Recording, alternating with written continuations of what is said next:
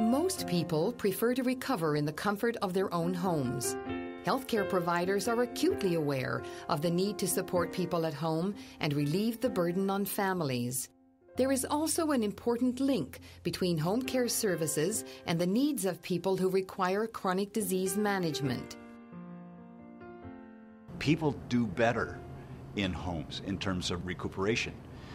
So people need to be at home, but they need the supports to help them stay there. Disease is not just in the hospital, obviously. It's at home, it's in the community. You may be in the hospital for some period of time, either an inpatient or outpatient, but you're also at home. That continuity is something that we as hospitals, I think, have to develop and make that transition from the hospital to the community as seamless as possible. It requires both not only the resource allocation, but also the coordination. So the discharge planning need to be planned ahead of time. So in that sense, the hospital definitely can use some of the assistance from the community care to help us to plan where to discharge the patient. When you think of how many people it takes in a hospital to care for one patient, and we're expecting families to do this. So I think there's a real need for more home support.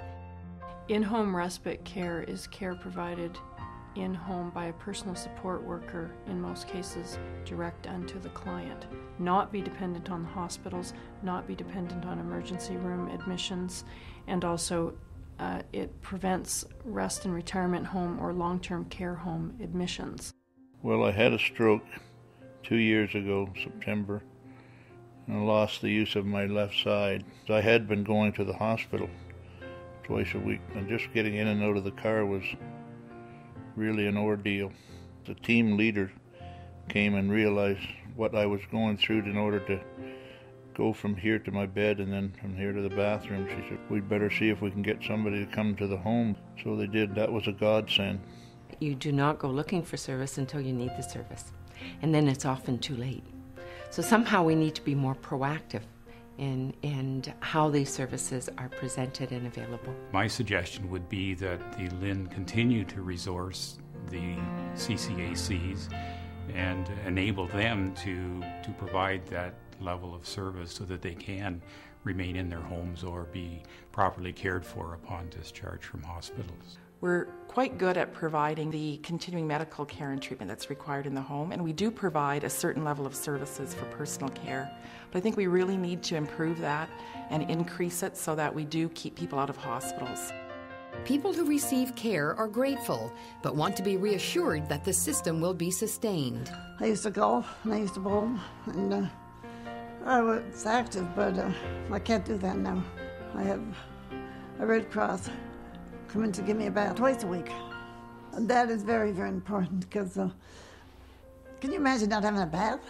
One boy, he's 60 this year. He could fall into home care. Who's going to take care of him when he gets older? So they need somebody to get out there and help the ones who can't help themselves anymore. Helping people at home can work, but it takes a coordination of services and commitment. Supports, family supports, community supports, neighbors, friends. I think those are critical elements of care in people's homes. There are a number of challenges that people face in getting the support they need at home, and we have a number of challenges as well. We have to ensure that there's enough qualified resources to go out into the field. We have to make sure that the services that are currently provided are coordinated. We need a better information management system so that we can coordinate this using current technology.